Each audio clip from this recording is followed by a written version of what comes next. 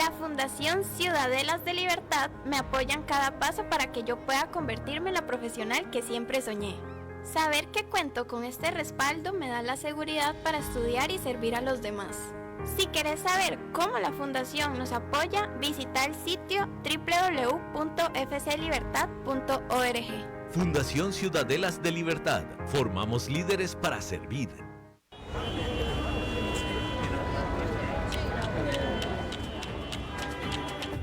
A esta hora bajamos el ruido y subimos el entendimiento de lo que importa. Economía, finanzas y realidad internacional. Inicia a las 5 siempre, con la conducción de Fernando Francia, de lunes a viernes a las 5 de la tarde, aquí por CRC 89.1 Radio.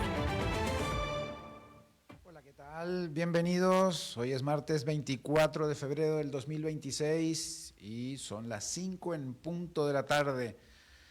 Eso quiere decir que usted va a estar al tanto de todo lo que importa en el mundo de la economía, las finanzas y la actualidad internacional. Transmitimos desde Costa Rica para todo el mundo por la 89.1 FM, cadena radial costarricense, con repetición a las 10 de la noche, y también nos pueden ver por otras plataformas como en el streaming live de Facebook y en YouTube. La producción, como siempre, a cargo de Mauricio Sandoval desde Colombia, y en controles el talento técnico de David Guerrero, que hace posible que escuches este programa. Más adelante, en la segunda media hora, vamos a conversar con el abogado Walter Norkin. A ver si lo recuerdan, es amigo de este programa y pues él está basado en Estados Unidos, y vamos a hablar sobre las implicancias legales del fallo de la Corte Suprema de Estados Unidos que informamos el viernes y que trajo abajo los aranceles colocados mediante la ley de emergencias por Donald Trump en todo el mundo, pero especialmente teniendo en cuenta esa frase que nuestro equipo encontró en la resolución, ¿verdad? Les recuerdo la frase que ayer analizamos. Nuestros fundadores, dicen los redactores de ese fallo de la Corte Suprema, nuestros fundadores entendieron que los hombres no son ángeles y desatendemos esa enseñanza bajo nuestro propio riesgo cuando permitimos que unos pocos o uno solo engrandezcan su poder basándose en una autoridad vaga o incierta. Así que a partir de ahí vamos a entender o analizar toda esa sentencia, pero también las consecuencias, ¿no? Toda esa serie de demandas que hay sobre el gobierno a partir de los aranceles que muchas empresas pues ya pagaron, ¿no? Demandaron más o menos por 175,000 millones de dólares, que es lo recaudado en el proceso de los aranceles. Así que bueno, eso lo vamos a conversar en la segunda media hora, y pues vámonos a las noticias. Empezamos nuestro panorama global. En Estados Unidos, la administración Trump planea usar un programa de inteligencia artificial del Pentágono, desarrollado por DARPA, la Agencia de Proyectos de Investigación Avanzada en Defensa, para fijar precios de referencia de minerales críticos. El sistema Open busca calcular valores excluyendo presunta manipulación china y respaldando aranceles ajustables en una zona global de comercio de metales. Así que, bueno, esto sin duda es una novedad, una exclusiva de Reuters, que investigó sobre esta propuesta que aparentemente el gobierno de Estados Unidos estaría desarrollando desde el Pentágono. Eso pone en relevancia la importancia de los minerales críticos para todo el mundo, para la región de América Latina también, pero sobre todo para las industrias estratégicas, armamentismo, cuestiones de inteligencia artificial, vehículos eléctricos y demás. Vamos a analizar también en profundidad más adelante, pero así cortito, empresas advierten que los consumidores no deben esperar bajas de precios tras el fallo que anuló aranceles de la ley de emergencia. Bueno, no creo que esto sea una novedad para nadie, pero más de 1.000 compañías, incluido por ejemplo Costco, Goodyear y otros, demandaron al gobierno por unos 175.000 millones recaudados, y el proceso de reembolso es incierto y podría tardar años. Vamos a analizarlo un poquito más adelante también, este tema, porque por supuesto que los consumidores no se verían reembolsados. Quizás, y con suerte, podrían ver alguna baja de precios más adelante, pero tampoco es eso muy seguro. Pero ¿qué pasará con esas demandas? Vamos a ver. El fabricante brasileño Embraer, aerolíneas estadounidenses y el sector aeroespacial podrían beneficiarse del nuevo esquema arancelario que exime aviones, motores y piezas del gravamen global temporal del 10%, luego elevado a 15%. Pero los abogados de aviación y los ejecutivos de la industria pidieron cautela, advirtiendo que el cambio de política de la Casa Blanca sigue creando incertidumbre. Así que todo está en ese momento de incertidumbre ante tanto cambio de paradigma, tanto cambio de decisiones, tanto cambio de que si se puede o no se puede hacer lo que se quiere hacer, dependiendo quién lo quiera hacer y quién dice que se puede o no se puede. Pero bueno, todo eso está en desarrollo sin duda. Y por otro lado, Meta, la casa matriz de Facebook, acordó comprar chips de inteligencia artificial a AMD, Advanced Micro Devices, en un convenio que podría superar los 100.000 millones de dólares. Los procesadores MI450 impulsarán centros de datos de hasta 6 gigavatios de capacidad. Y Wall Street rebotó. Ayer hablábamos de que estaba a la baja fuertemente, hoy está al alza. Y vamos a verlo en el tablero, pero sí, por ahí de 0.77 el Standard & Poor's, 1.09 Nasdaq y 0.76 el Dow Jones. El Dow subió casi 400 puntos y pues todo esto liderado por el software y específicamente por AMD, tras ese acuerdo que firmó con Meta, que bueno, es un alivio previo a los resultados de Nvidia que están por salir al aire, por salir del horno de la empresa, quizás la más valorada del mundo en este momento. Y también en Estados Unidos, hoy en la noche, a las 10 de la noche hora de Centroamérica, va a recibir el informe, el estado de la nación, el informe a la nación que da el presidente de Estados Unidos al Congreso. Así que bueno, seguramente mañana vamos a analizar ese informe, vamos a ver, normalmente dura 1 hora estos discursos de los presidentes, que está un poco demorado para este año me parece, y que veremos cuál es la política, las intencionalidades, hacia dónde, a qué rumbo apunta.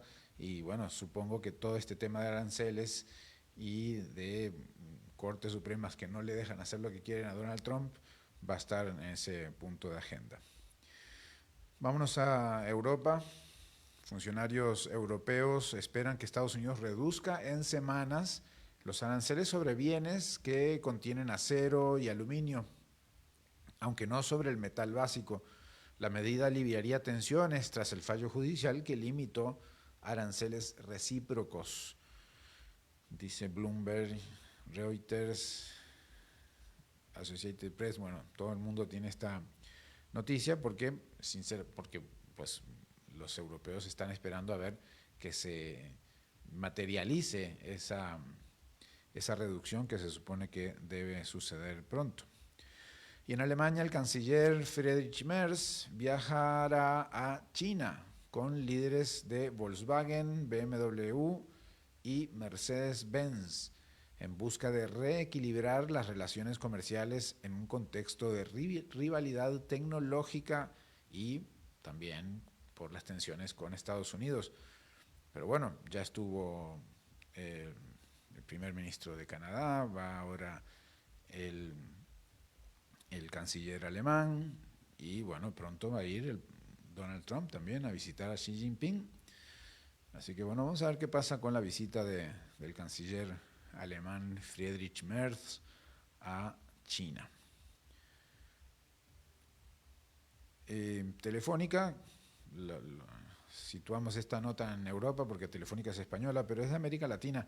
Telefónica registró en 2025 un impacto negativo de 2.269 millones de euros, bueno, cerca de 2.500 millones de dólares, por desinversiones en América Latina. Interesante tema también. Vamos a Asia. China impuso restricciones de exportación a 40 empresas japonesas vinculadas a defensa y aeroespacial en una escalada comercial que ya afectó al turismo entre ambas naciones. Ya esta disputa se está llevando hasta lugares importantes, está ocupando espacio importante en las noticias. Así que pues está escalando la tensa relación entre China y Japón, que es histórica, pero que tiene altos en determinados momentos históricos y pareciera que este es un momento en donde va en alzada esa relación tensa. Bien, pasamos por África porque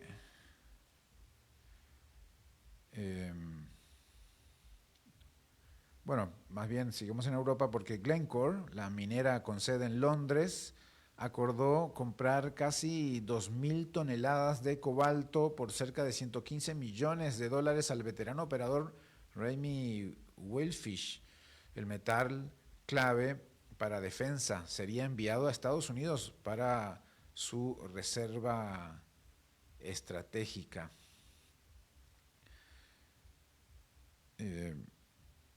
Sin duda una operación que tiene mucho de estratégico y mucho de geopolítico.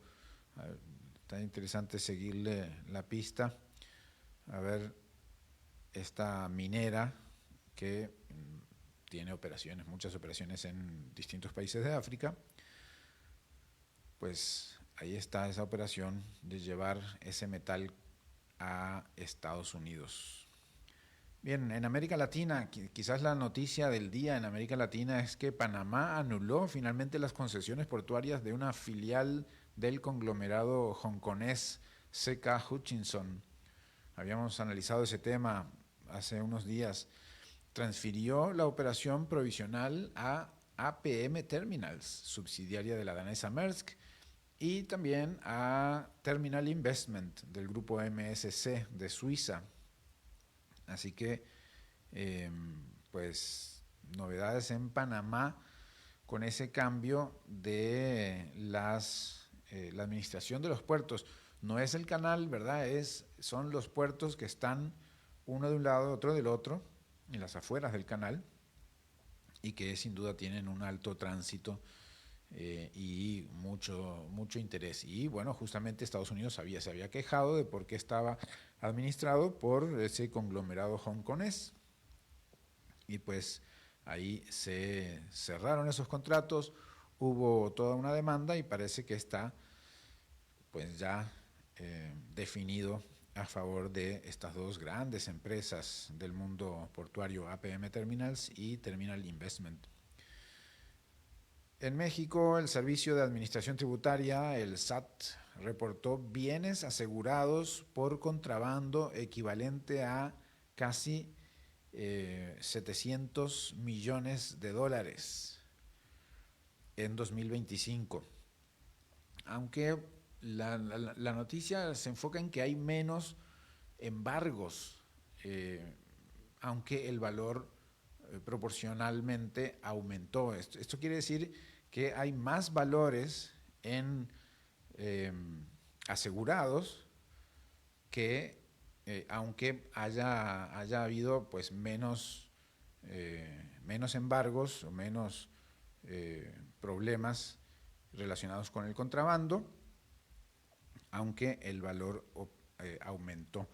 Entonces, bueno, es también un signo de lo que se está haciendo a nivel de hacienda pública y del sistema tributario en México relacionado con el contrabando. Bien, bueno, el Tratado de Libre Comercio México, Estados Unidos y Canadá está por revisarse, ¿no? Ahora a mediados de año dentro de poco estaría pues por revisarse todo el tratado entre México, Estados Unidos y Canadá, pero se prevé que la revisión podría extenderse mucho más de lo que uno pensaría y estar hasta 2027 o más incluso en esas negociaciones, porque el escenario está complejo y con la incertidumbre que hay hoy en día en las relaciones comerciales y en las reglas sobre el comercio, pues con más razón la incertidumbre es la reina. Y incluso hay un informe de un banco suizo, el UBS, que prevé que la revisión del Tratado de Libre Comercio México, Estados Unidos y Canadá podría extenderse a 2027 como escenario más probable, aunque todavía un poco más de tiempo. Bien, y la volatilidad por aranceles y disrupción de inteligencia artificial golpeó mercados. El índice europeo, Stoxx 600, cayó 0,45. Novo Nordisk perdió más de 15% tras resultados clínicos débiles y el Bitcoin bajó más de 65. Parece que por debajo de los 63,000 estuvo en el día de hoy, aunque ya volvió a los 64,127, 64,128, pero sí, en efecto estuvo hasta en 62,000 en determinado momento, 62,949 en determinado momento del día, así que pues anda ahí en los 60,000, pero a la baja, porque hace un par de semanas estábamos hablando que estaban 70,000. Bien, vamos a ver algunas de las notas en profundidad que elaboramos para hoy. Hablamos de la incertidumbre como uno de los elementos clave en la economía global, y el Foro Económico Mundial advierte que todo ha cambiado en la economía. Un nuevo informe del World Economic Forum plantea que, aunque el crecimiento global pues pareciera que luce resistente, por lo menos en los titulares, la estructura profunda de la economía mundial ya fue reconfigurada por tres fuerzas: los aranceles, la geopolítica y la inteligencia artificial. Si ustedes siguen esta emisión diaria, lo pueden haber concluido ustedes mismos, no necesitamos el informe del Foro Económico Mundial, pero bueno, aquí viene con mayor análisis todavía de lo que podemos hacer nosotros. En una entrevista para Radio Davos, la economista Gita Gopinath, profesora de Harvard, fue tajante y ha dicho que todo ha cambiado. Señala ella que la inteligencia artificial está impulsando una fuerte demanda de chips y centros de datos, pero su impacto productivo de largo plazo aún es incierto. Incluso advierte que podría gestarse una corrección dolorosa en precios de activos si las expectativas superan la realidad. A esto se suma la lenta transición económica de China, el peso de la deuda pública y la presión de la transición energética, factores que reducen el margen de maniobra ante futuras posibles crisis. El informe del World Economic Forum advierte también sobre un efecto menos visible de la guerra comercial: el aumento del crimen financiero vinculado al comercio, con hasta 5 billones de dólares lavados anualmente, gran parte a través de operaciones comerciales, los aranceles crean incentivos para sobrefacturación, subfacturación y desvío de envíos hacia jurisdicciones más laxas. La recomendación del World Economic Forum es que los bancos deben reforzar monitoreo en tiempo real, automatización e inteligencia artificial para cerrar las brechas posibles entre los papeles y las realidades. Y en América Latina eso es clave porque con la informalidad alta que se maneja en nuestro continente y con posibles subfacturación, sobrefacturación o maniobras de ese tipo, entra mucho lavado de activos, mercancías de contrabando que afectan sin duda a nuestras economías. Finalmente, el Foro Económico Mundial subraya que la infraestructura financiera global está rezagada frente a una economía digital en tiempo real. En Davos 2026, que es el foro, el momento presencial del foro que sucedió en enero, las stablecoin fueron redefinidas como infraestructura clave para pagos instantáneos y de bajo costo en un modelo híbrido que combina innovación con regulación y confianza.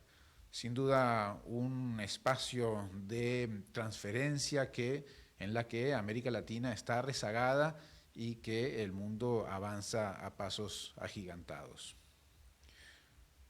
Bien, tenemos tiempo para un par de notas en profundidad más. Voy a dejar esta para después porque la voy a pegar con la conversación que vamos a tener dentro de un ratito sobre los impactos legales de esta decisión de la Corte Suprema.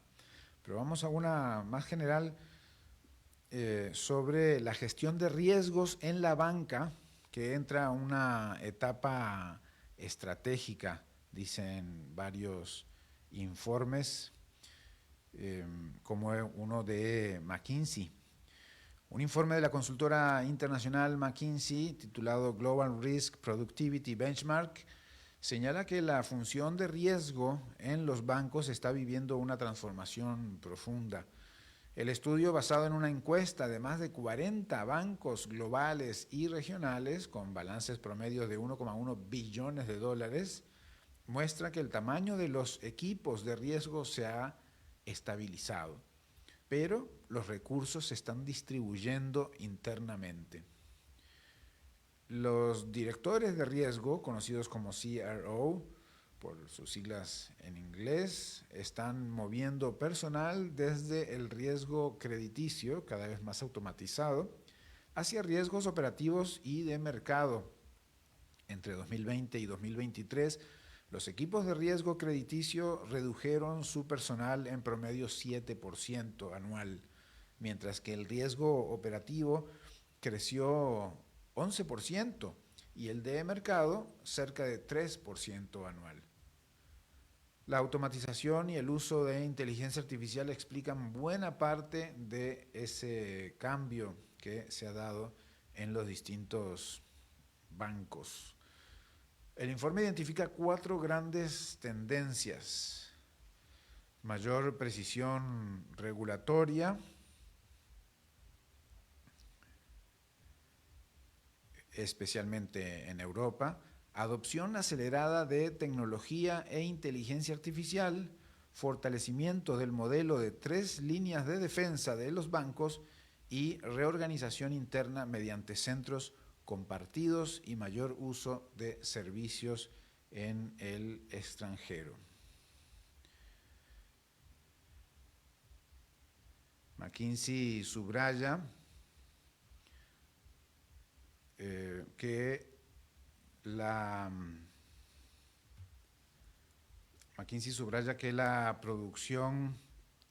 productividad, más que el tamaño del equipo, será el factor diferenciador.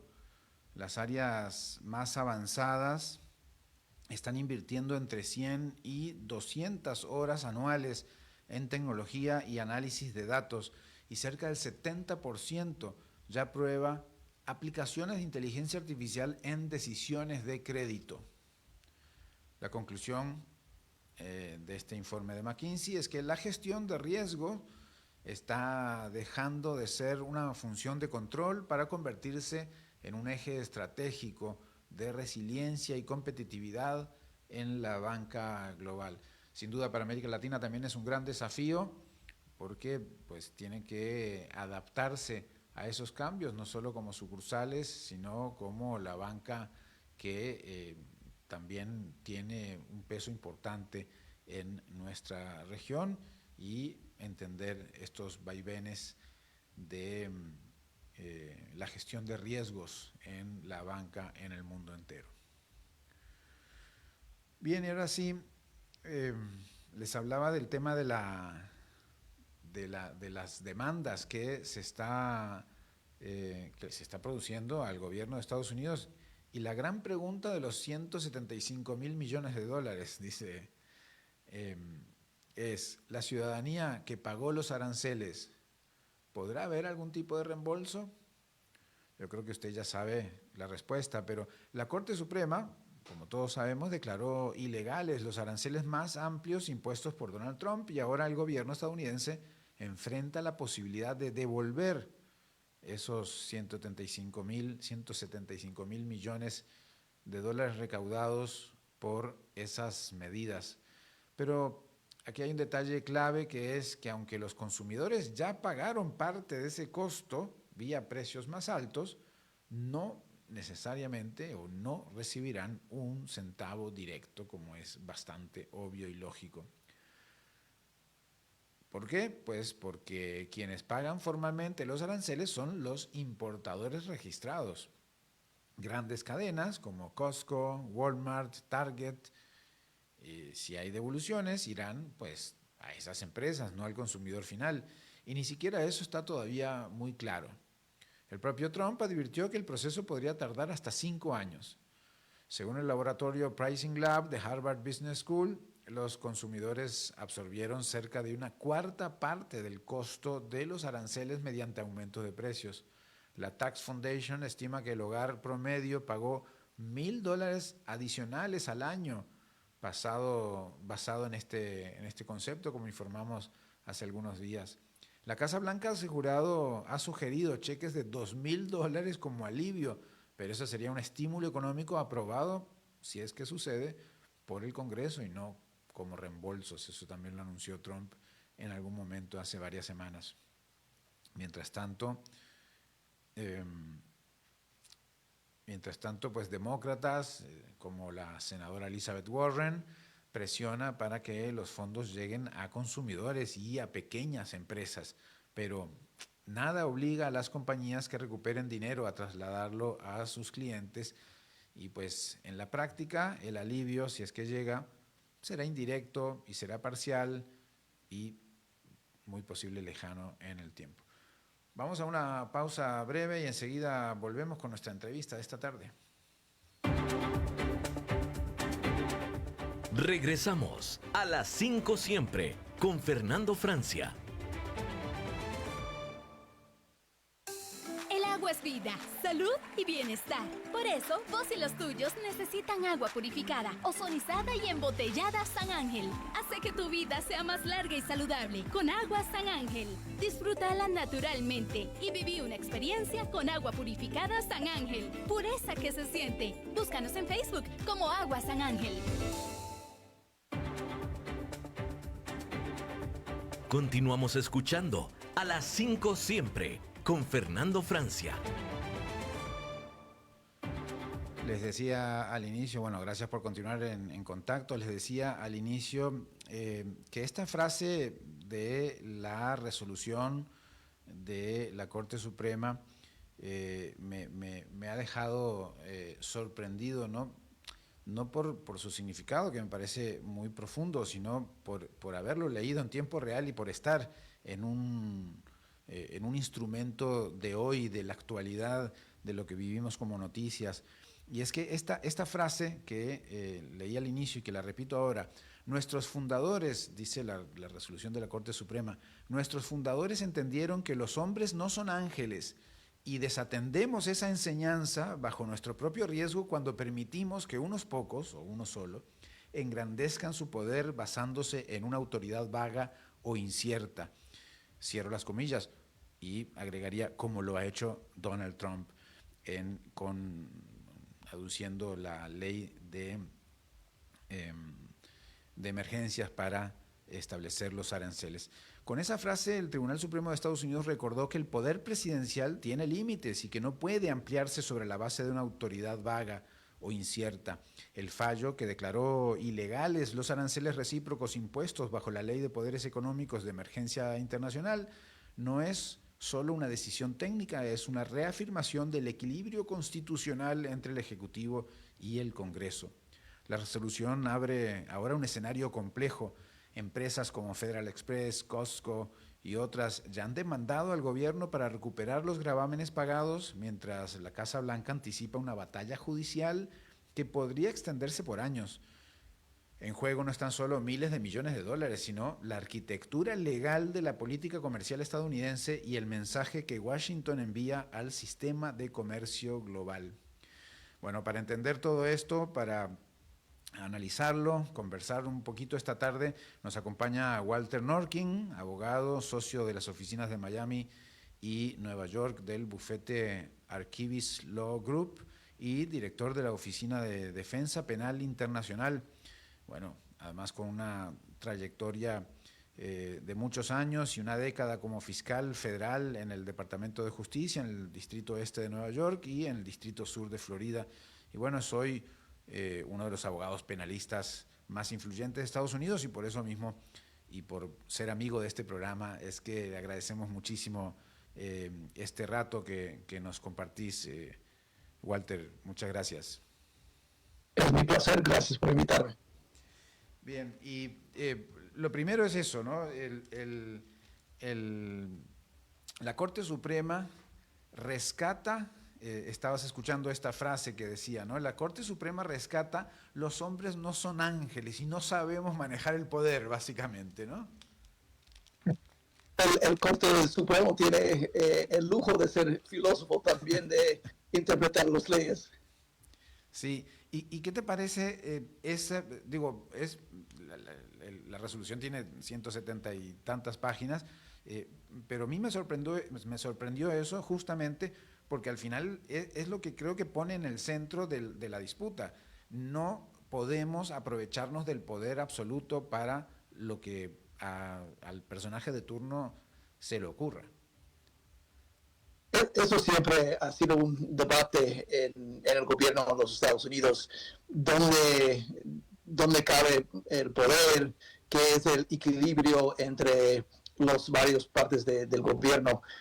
Yo creo que lo más sorprendente de esa decisión no es tanto la decisión, pero el hecho de que es contra el presidente, porque el presidente tiene un récord muy bueno con este corte, no tanto con los cortes menores por debajo, pero al llegar al Corte Supremo, usualmente ellos están de acuerdo con él y han ampliado el poder que él tiene con los otros casos que ellos han decidido.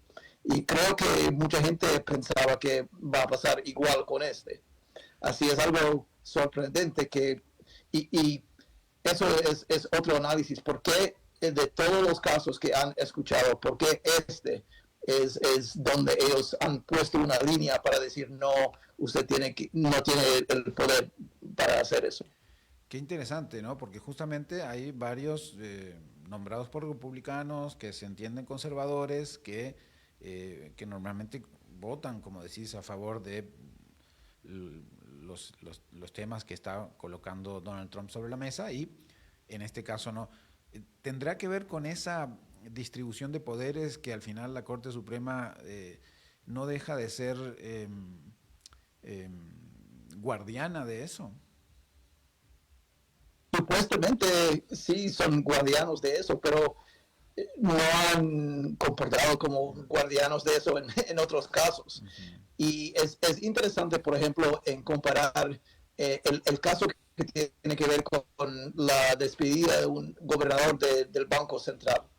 Había mucha gente quien han comentado que ellos sabían que el corte pondría límites sobre eso, porque ahora estamos llegando a uno de los fundamentos de la República y la gobernación del tesoro, de los fondos, y hay mucha gente quien cree que la independencia del Banco Central es algo fundamental para nuestra democracia. Pero yo no sé, yo no creo que tanta gente pensaba igual sobre aranceles. Eso no es algo tan como parte del base de la democracia. Así es algo que mucha gente se sorprendía. Claro, los aranceles no son centrales en la democracia, pero la distribución de poderes o la posibilidad de tomar decisiones que le competen o no a un poder o a otro, al Congreso o al presidente, pues ahí sí es central a la democracia la distribución de poderes, ¿no? Sí, por supuesto, pero habían varios casos ya donde gente pensaría que eso es más fundamental que aranceles. Claro. Y no han decidido contra el presidente. Por eso mucha gente ha llegado a ser muy cínico sobre el corte. Y desgraciadamente ahora mismo el Corte Supremo siempre ha disfrutado de una reputación muy fuerte, nivel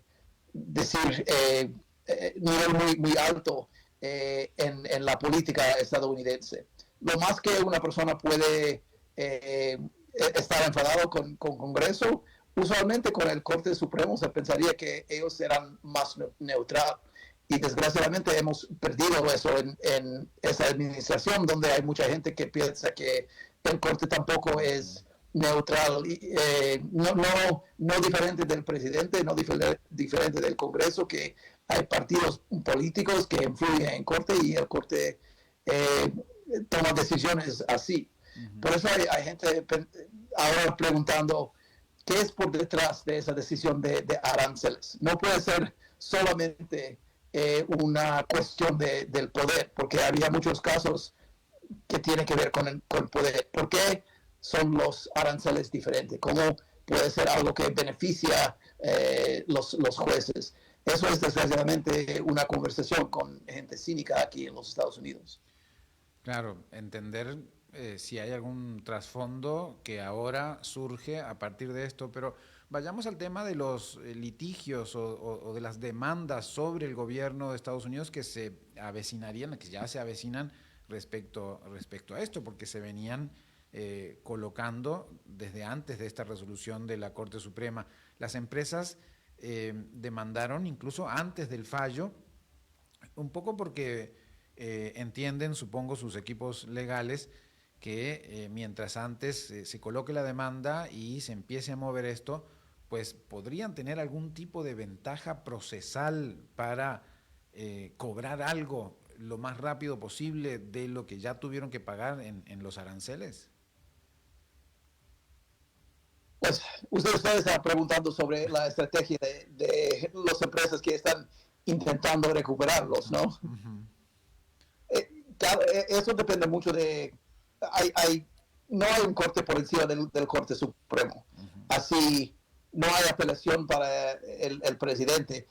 Él puede hacer otras cosas para imponer algunos impuestos, pero no con tanta inmunidad y con las tasas que él quiere. Y la pregunta para empresas que han pagado los aranceles, ¿qué es el método entre lo rápido que puede recibir el reembolso, o si tienen que gastar más dinero, por ejemplo, en litigio, o puede hacer una demanda solamente al Ministerio del Comercio o aduanas? Porque hay maneras de devolver el dinero en todos esos niveles, pero como usted puede imaginar, para una empresa quien quiere todo al último centavo devuelto a ellos, litigio, desgraciadamente, solo es la única opción para una victoria completa. Uh-huh. ¿Y eso cómo se organizaría? ¿Serían litigios colectivos, cada empresa dependiendo su tamaño? ¿O cómo se vería ese proceso?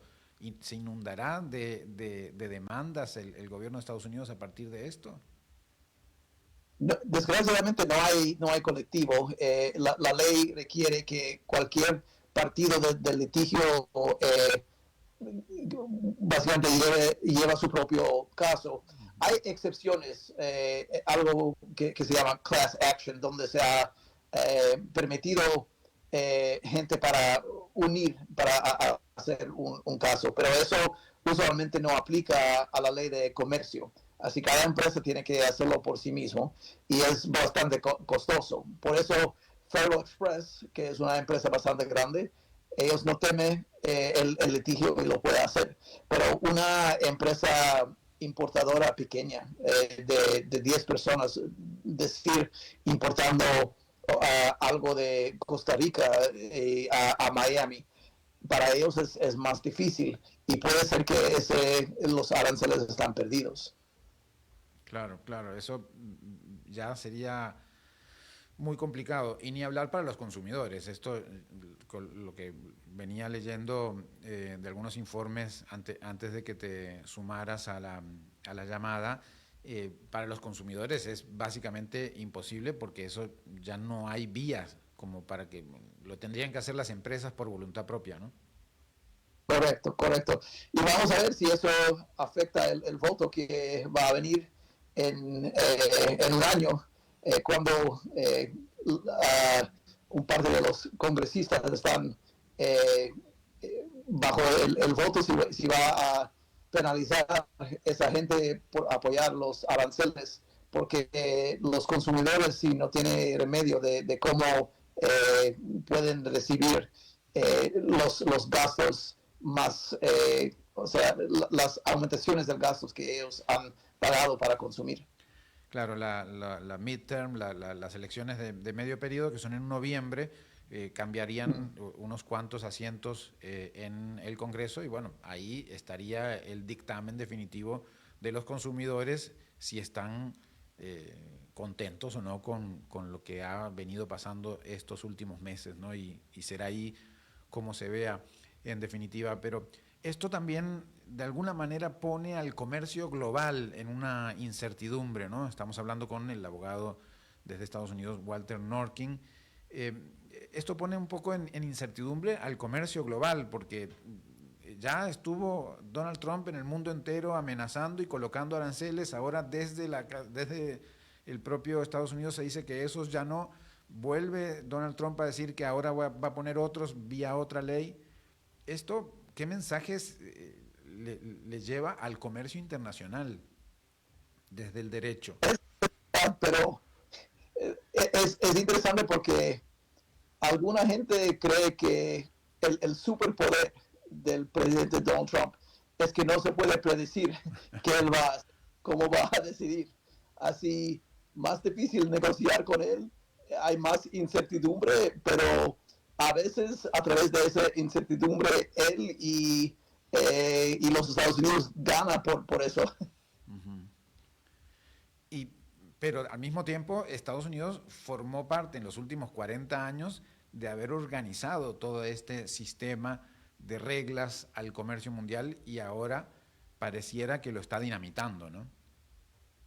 Así es, el orden está cambiando completamente. Se ve Europa está llegando a ser más autosuficiente, el comercio está cambiando, hay muchos cambios y creo que va a tomar generaciones para saber quién benefició y quién perdió en ese nuevo orden y si eso va a quedar después de esa administración, porque el Partido Republicano no es, sin Donald Trump como cabeza del partido, es difícil saber qué es el futuro del Partido Republicano. Exacto, incluso ganando el Partido Republicano sin Donald Trump en la presidencia podría ser muy distinta el comportamiento en este tipo de cosas, ¿no? Ni hablar si ganan los demócratas. Así es. Ya, digamos, en Claro. 2028. Pues, ¿no? supuestamente hay mucha gente que han sido Se está cortando un poco. Trump y también por su forma de ser han intentado copiar.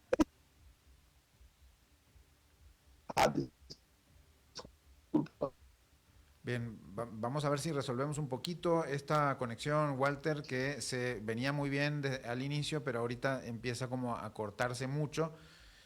Estábamos hablando del orden mundial en relación con el comercio global y cómo todo lo que está pasando con los aranceles principalmente, pero en general con el comportamiento de Donald Trump en relación con los otros países, con las negociaciones, pues pone un poquito a todo este sistema de reglas del comercio internacional en un mundo de incertidumbre.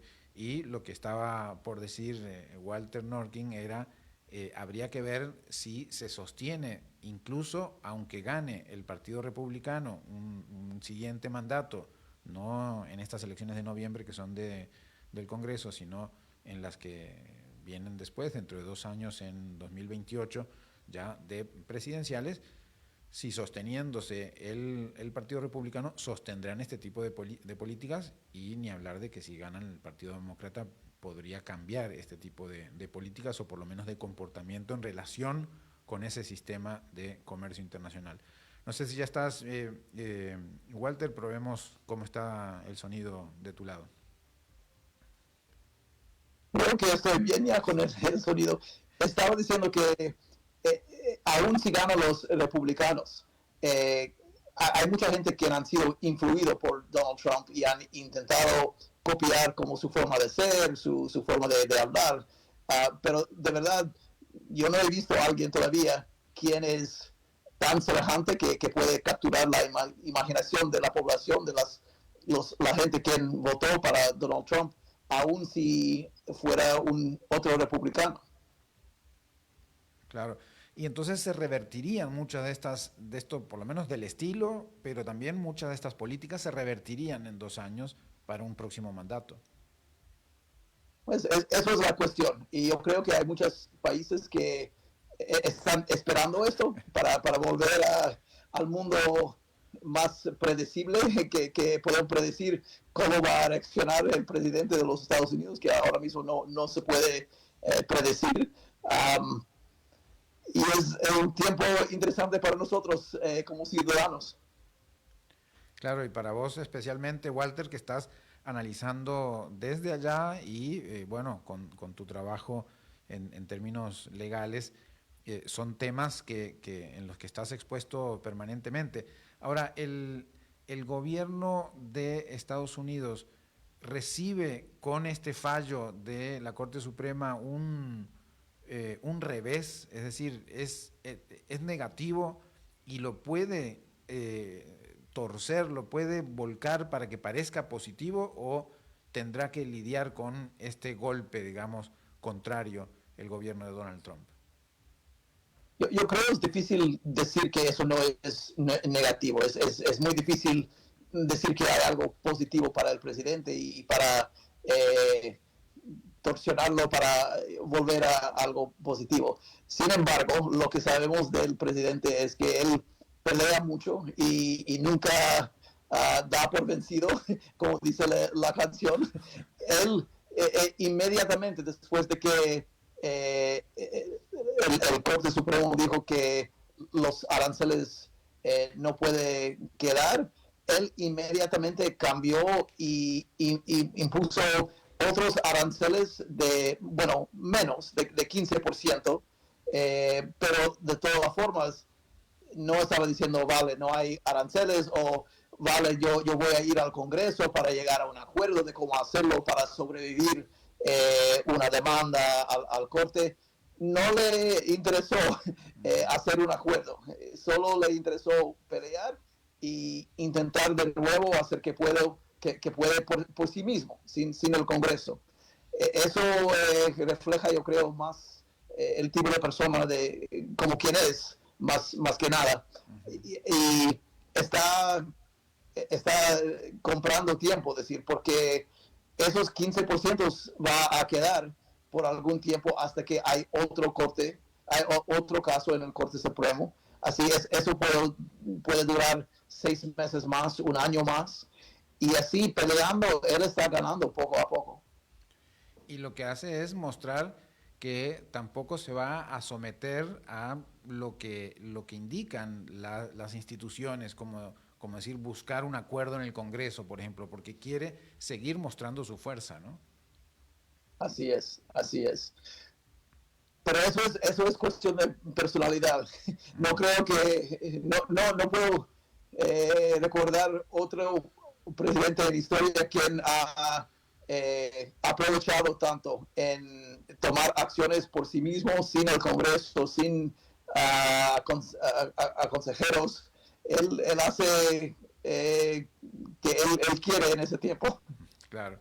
Y aprovecha incluso, por eso te preguntaba, aprovecha incluso algún revés para mostrar su personalidad y para mostrar cómo actúa, por lo menos desde su visión, cómo actúa fuerte y decisivamente frente a un revés, no echa para atrás, sino que corre hacia adelante, ¿no? Así es. Por eso digo, es un tiempo interesante para nosotros, porque no podemos predecir, podemos hacer comentarios, podemos mirar hacia atrás de qué pasó el año pasado, de qué pasó ayer, pero para decir qué va a hacer en el futuro, ni aún sus consejeros saben. Y eso inhabilita mi siguiente pregunta, porque justo te iba a preguntar, ¿cómo crees que queda el marco legal para los aranceles? Porque ya dijo, 10% por la sección 122 del Código de la Ley de Comercio del año 74. Ahora dijo, no, 15%. Bueno, ya acabas de decir que no podemos decir qué pasará, pero ¿qué intuís que pueda pasar de ahora en adelante? Digo, ¿solo ganar tiempo o ya ir instaurando esos montos, esos porcentajes? Yo personalmente no creo que esos porcentajes van a quedar. Yo creo que al final tenemos reglas y sistemas y hay casos en corte, litigio, apelación, pero estamos hablando de un paso de tiempo. Y hay una frase en inglés que dice, la justicia demorada es la justicia negada. Eso es que yo creo está pasando con aranceles. Él solamente tiene que, o sea, decir, el presidente, él tiene un término y solo tiene que sobrevivir ese término, tener los aranceles de cualquier forma por ese término. Si él puede seguir luchando, mientras tanto esos aranceles existen, él va a ganar al final, por lo menos durante el término de él. Ahora, el presidente que viene, no sabemos si él va a tener la misma suerte, pero piensa, eso es igual cuando él no era presidente. Recuerda, él tenía 4 casos contra él, penales. 3 federales, 1 estatal en Georgia. ¿Y qué pasó? Él peleó hasta que llegó a ser presidente y por fin tenía éxito en acabar con todos. No había ni uno que podría ser completado, porque después de ser presidente, él cambió la situación. Y yo creo que eso es igual con los aranceles. Él va a seguir peleando. Los aranceles van a quedar mientras él está peleando. Y al final él va a salir de la Casa Blanca y no va a importar qué pasa un año después. Eso será problema de otra persona. Claro, y él va a salir con su narrativa de peleé hasta el final, incluso lo logré, porque siempre transforma cualquier situación en cómo Donald Trump dio la batalla y logró lo que logró, ¿no? Entonces, al final, su propia narrativa, que además, evidentemente, le llega a muchos estadounidenses, va a ser esa, ¿no? La de hice el gobierno que nunca se ha visto antes en la historia.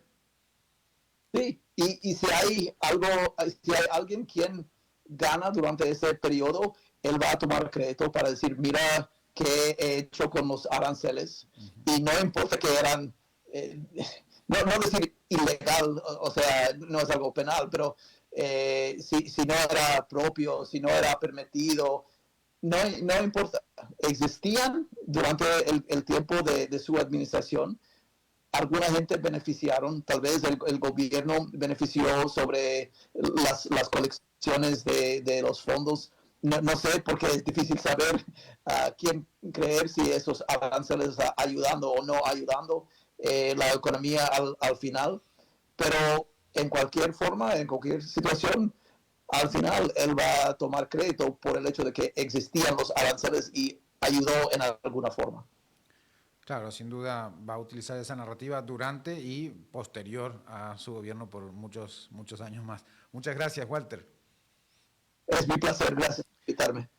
Muy bien, era Walter Norkin, socio de las oficinas de Miami y Nueva York del bufete Acrivis Law Group, director de la Oficina de Defensa Penal Internacional y con mucha experiencia como fiscal y en otras actividades en Estados Unidos, a quien le agradecemos muchísimo su conexión el día de hoy, esta tarde, para analizar este tema tan importante. Y con esto, amigos, llegamos al final. Gracias por una tarde más que compartimos, que nos informamos de cómo está el mundo en temas de economía, finanzas y geopolítica, con producción de Mauricio Sandoval desde Bogotá.